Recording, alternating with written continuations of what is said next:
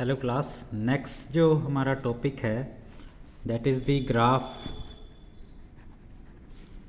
The graph of linear equations. Okay, तो graph of linear equations में हमें देखिए इस तरह का क्वेश्चन आएगा, जैसे मैंने लिखा 2x + y = 5, draw the graph of this. तो इसमें बच्चों हमें क्या काम करना है, देखिए हमें पहले एक टेबल बनानी पड़ेगी। ठीक है, टेबल में हम क्या लिखेंगे, टेबल में हम different values of x and y लिखेंगे। This is x, this is y। ठीक है, तो मान लीजिए इस इक्वेशन को मैं सिंप्लीफाई करके यहाँ लिख लेता हूँ, y विल बी 5 - 2x।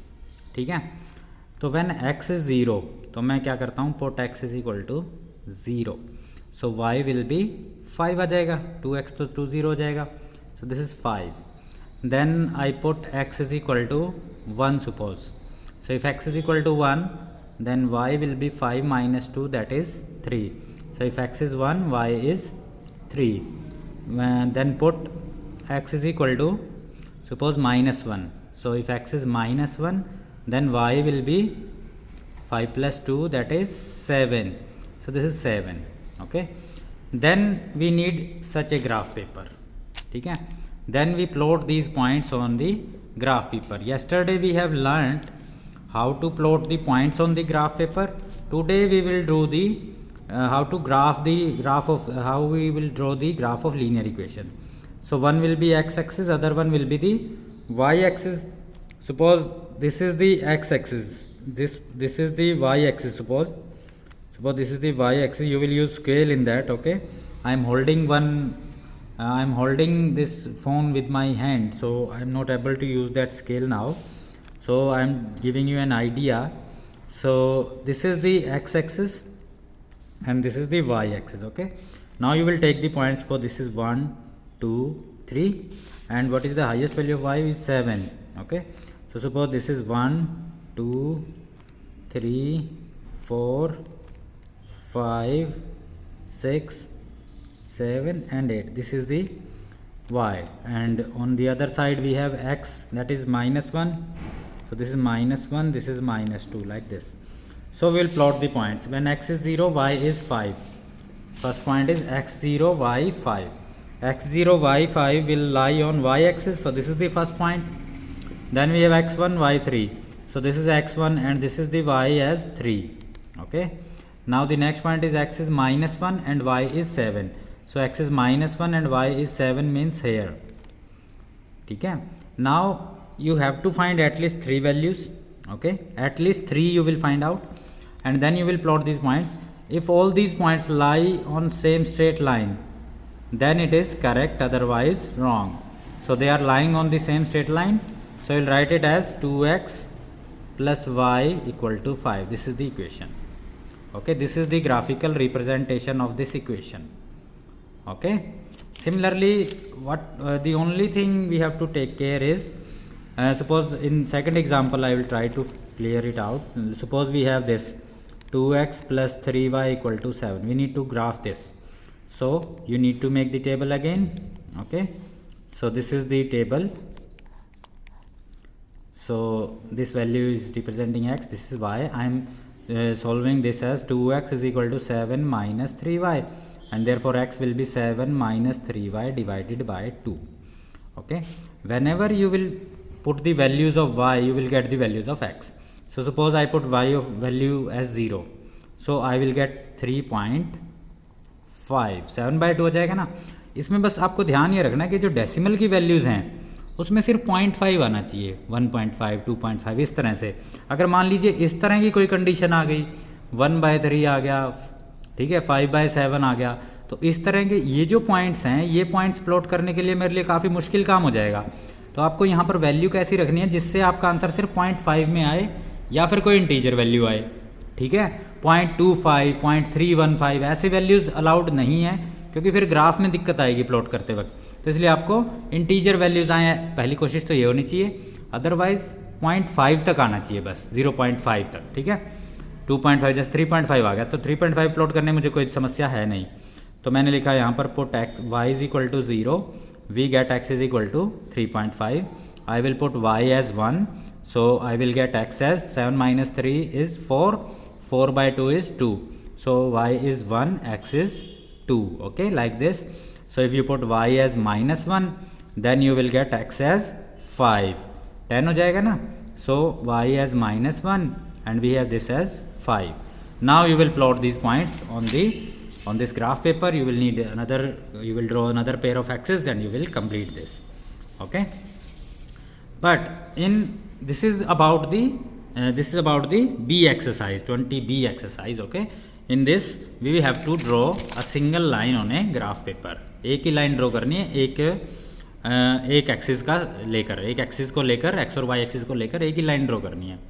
ठीक है, इसमें ये जो लाइन है देखिए, ये जो यहाँ पर एक्स एक्सिस को जहाँ काट रही है, मतलब ये जो लेंथ हो गई, ये कहलाता है X intercept. This is the X intercept. X intercept is 2 here. X intercept कितना है? 2. और ये जो इंटरसेप्ट है, ये जो जहाँ पर वाई को काटा है, this is known as the Y intercept. ये क्या कहलाता है? Y intercept. ठीक है, अब इसमें दूसरा क्वेश्चन इस तरह से भी पूछे जा सकते हैं कि मान लीजिए आपने पहले इक्वेशन का ग्राफ बनाया 2x + 5 = y. ये मेरे से ऐसे पूछ सकता है कि -1, 2 विल लाई ऑन दिस और नॉट. -1, 2 इस लाइन पर आएगा या नहीं आएगा. तो इसके लिए x की वैल्यू -1 पुट करके देखता हूँ, y की वैल्यू 2 पुट करके देखता हूँ. सो 2 - 1 + 2, -2 + 2 इज 0. लेकिन यहाँ तो लिखा था क्या आना चाहिए? यहाँ तो लिखा था 5 आना चाहिए, तो नहीं है. So this point will not lie on 2x + y. वही पॉइंट लाइन पे लाई करते हैं जो उसकी इक्वेशन को सेटिस्फाई करते हों, अदरवाइज नहीं. ठीक है, तो इस तरह से हमें ये काम करना है. जबकि जो नेक्स्ट एक्सरसाइज है ना बच्चों, इसी से मिलती जुलती है. इसी से मिलती जुलती कैसे है? उसमें हमें सॉल्यूशन फाइंड करना है. हमें नेक्स्ट एक्सरसाइज में क्या फाइंड करना है, मैं यहाँ पर लिखता हूँ, we need simultaneous solution. Simultaneous solution. Simultaneous solution का मतलब क्या है? जैसे हमने यहाँ पर 2 इक्वेशंस का ग्राफ बनाया है, एक इसका और एक इसका. अब ये मेरे से पूछता है भाई फाइंड दी एक्स और वाई. हमें ये पेयर ऑफ इक्वेशन देगा और पूछ लेगा फाइंड एक्स और वाई. तो इसमें हमें क्या करना है बच्चों? इसमें हमें करना है क्या कि जो ग्राफ आप बना रहे हो, एक ही एक्सिस को, एक ही कोऑर्डिनेट एक्सिस को लेकर हमें उस पर दोनों लाइन प्लॉट कर देनी है. मतलब इसी ग्राफ पे अगर मैं दूसरा ये जो पॉइंट है प्लॉट कर दूँ 0, 3.5, y 0, x 3.5, तो x 3.5 कहाँ पर होगा? यहाँ पर होगा.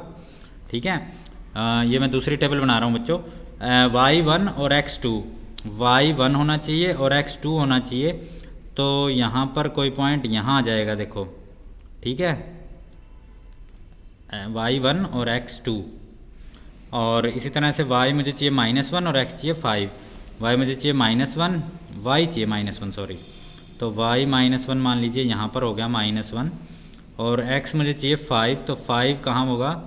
3 हो गया, 4 हो गया, 5 हो गया, यहाँ पर होगा 5. तो यहाँ पर ये पॉइंट आ गया. ठीक है, तो अब ये जो दूसरी इक्वेशन थी बच्चों 2x + 3y = 7, मैंने इसका ग्राफ बनाने की तैयारी कर ली है. मैंने सारे पॉइंट्स प्लॉट कर लिए हैं. तो अब ये भी सारे क्या होने चाहिए? सेम स्ट्रेट लाइन पर लाई करने चाहिए. देखिए सारे सेम स्ट्रेट लाइन पर आएंगे आपके. ठीक है, और इस तरह से जब इसको आगे बढ़ा दोगे.